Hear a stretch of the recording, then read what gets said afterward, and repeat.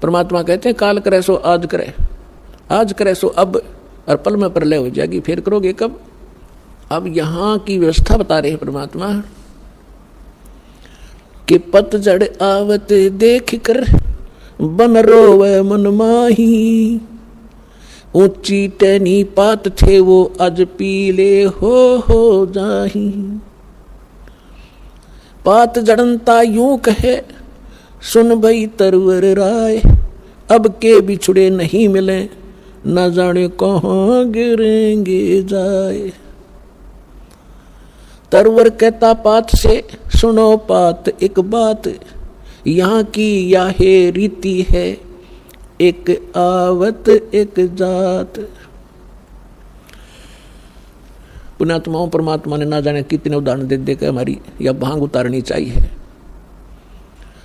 अब क्या प्रमाण देते हैं कि जैसे पतझड़ के दौरान सभी वृक्षों के पत्ते पीले होकर झड़ना शुरू हो जाते हैं और सभी गिर जाते हैं, और तुरंत ही कोपल फूट आती हैं, और 10, 15, 20 दिन में वो फिर पत्ते बनकर एक वर्ष वो फड़फड़ करके मस्ती मार लेते हैं, और फिर बीच में भी आंधी तूफान से टूट जाते हैं, और समय आने पर तो सब ने गिरना ही गिरना है।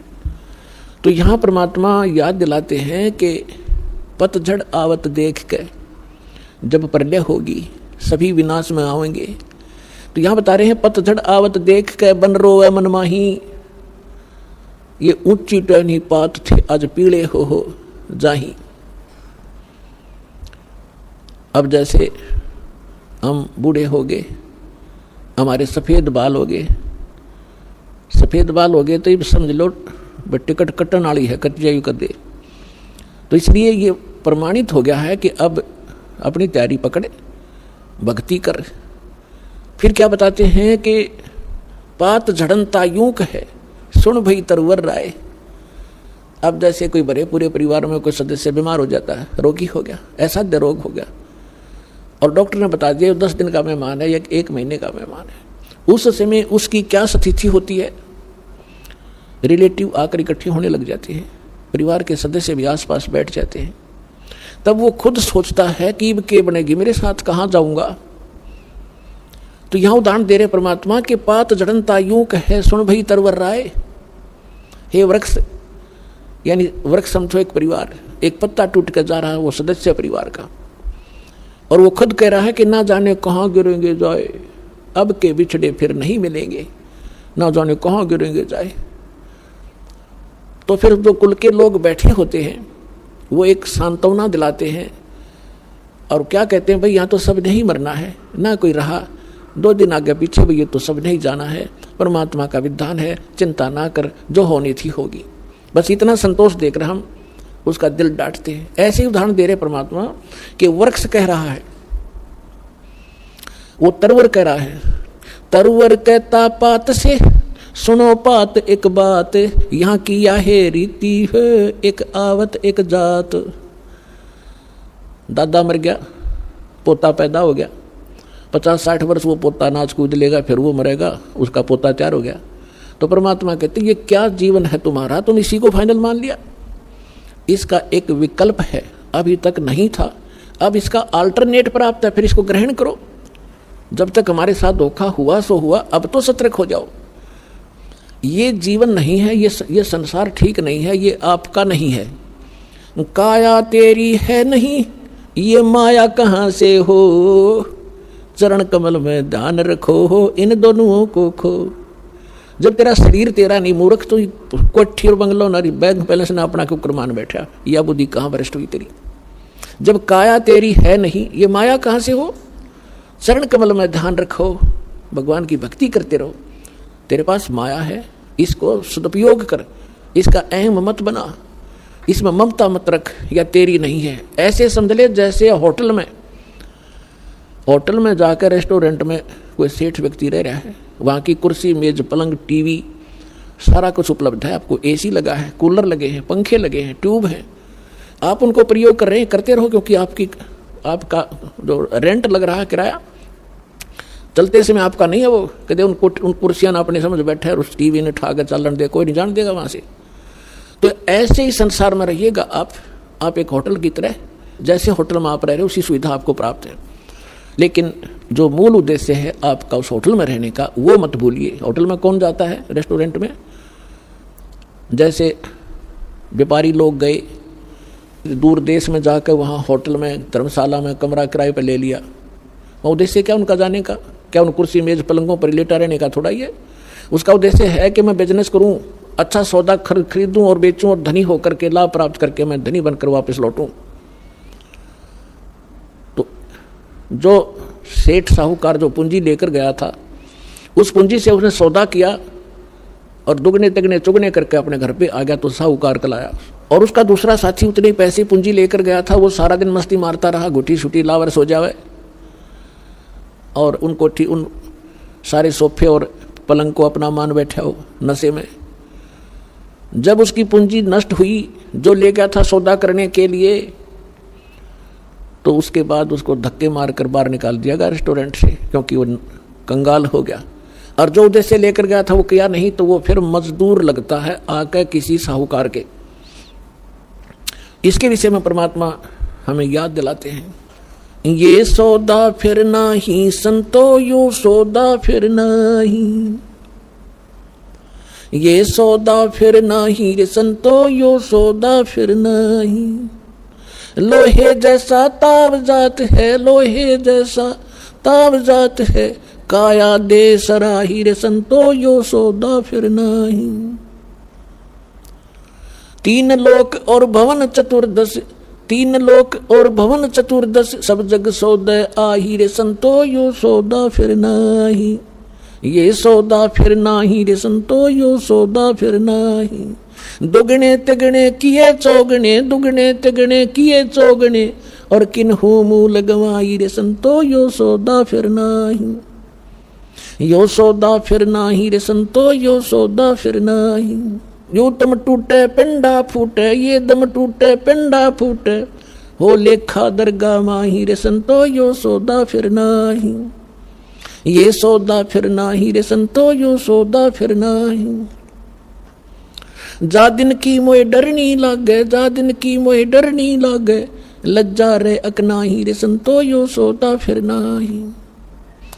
यो सौदा फिर नाही रे संतो यो सौदा फिर नाही। फिर बताते हैं कि कुल परिवार तेरा सकल कबीला, पुर कुल परिवार तेरा सकल कबीला, मसलत एक ठराही रे संतो यो सौदा फिर नाही। बांध पिंजड़ी आगे धर लिया, बांध पिंजड़ी आगे धर लिया, फिर मरहट में ले जाई रे संतो यो सौदा फिर नाही। यो सौदा फिर नाही रे संतो यो सौदा फिर नाही। अग्नि लगा दिया जद लंबा, अग्नि लगा दिया जद लंबा, फूक दिया उस ठाई रे संतो यो सौदा फिर नाही। यो सौदा फिर नाही रे संतो यो सौदा फिर नाही। प्राण बांध फिर पंडित आए, पीछे गरुड़ पढ़ाई रे संतो यो सौदा फिर नाही। यो सौदा फिर नाही रे संतो ये सौदा फिर नाही। प्रेत शिला पे जा बिराजे, प्रेत शिला पे जा बिराजे, पितरों पिंड बराई रे संतो यो सौदा फिर नाही। यो सौदा फिर नाही रे संतो यो सौदा फिर नाही। बहुर श्राद्ध खान को आए, बहुर श्राद्ध खान को आए, काग भयो कुलमाई रे संतो यो सौदा फिर नाही। यो सौदा फिर नाही रे संतो यो सौदा फिर नाही। नरसेती तू पशुआ की जय, नरसेती तू पशुआ की जय, गद्दा बैल बनाई रे संतो यो सौदा फिर नाही। यो सौदा फिर नाही रे संतो यो सौदा फिर नाही। ये 56 भोग कहाँ मन बोरे, 56 भोग कहाँ मन बोरे, कित कुरडी चरणे जाई रे संतो यो सौदा फिर नाही। यो सौदा फिर नाही रे संतो यो सौदा फिर नाही। जय सतगुरु की संगत करते, जय सतगुरु की संगत करते, यो सकल कर्म कट जाई रे संतो यो सौदा फिर नाही। यो सौदा फिर नाही रे संतो यो सौदा फिर नाही। अमरपुरी पर आसन होते, अमरपुरी पर आसन होते, जहां धूप न छाई रे संतो यो सौदा फिर नाही। यो सौदा फिर नाही रे संतो यो सौदा फिर नाही। अपने आत्माओं इस वचन में अमृतवाणी के अंदर आदरणीय गरीबदास साहिब जी ने परमात्मा की महिमा और इस जीव की दशा बताई है। जैसा भी आपको एग्जाम्पल दिया था कि एक दो साहूकार पैसे लेकर गए थे उद्देश्य बिजनेस बढ़ाने के लिए, एक ने उद्देश्य पूरा किया, एक ने गुट्टी लाई सो गया। जिसने दोगुने तिगने कर लिया वो तो सेठ बन गया, और जिसने गुट्टी लाई बकवाद करी घड़ी वो टोटे मार के मजदूर लगा। तो यहां बताते हैं कि लोहे जैसा ताव जात है ये काया देश राही। अब जैसे कारीगर होता है, लोहे को गर्म करता है आयरन में, उसको खूब गर्म कर देता है, उस गर्म रहते ही उसके ऊपर वो चोट लगाता है या किसी मोल्ड में डाल देता है, तो जिस उद्देश्य के लिए वो गर्म किया था तो वो सफलता प्राप्त कर लेता। जब गर्मा गर्म पर कर गया था और जब वो जरा सा ठंडा हो गया, फिर चाहे सारे गन्ना झाड़ ले, वह चीज नहीं बनेगी, बांगा टेढ़ा हो जाएगा। तो यहाँ बताते हैं कि लोहे जैसा ताव जात है, ये मनुष्य जीवन आपका है। जब तक ये मनुष्य जीवन है आपका लोहा गर्म है, और इस गर्म लोहे पर ये चोट लागी राम नाम की सत्संग की, तो आपका उद्देश्य पूरा हो जाएगा जिसके लिए मनुष्य शरीर मिला था। और ये हो गया ठंडा, इसको देंगे फूक, फिर बनेगा गधा या सुंदर शरीर रहा नहीं, बांगा टेढ़ा मुंह हो गया, कोई गधे का, कोई बंदर का, कोई कुत्ते का, कोई धूम लगाए फिर रहे होंगे हम। तो इन कष्टों को याद दिलाया जाता है, इसके साथ साथ इसका एक समाधान भी इसमें बताया जाएगा। क्या बताते हैं, 3 लोक और भवन चतुर्दश, ये 14 लोक और 3 लोक 14 भवन के सब अपना वर्क डन किया हुआ प्राप्त कर रहे हैं। सब सौदे के लिए ही ये आते हैं, यहाँ पर सौदा करके जाते हैं।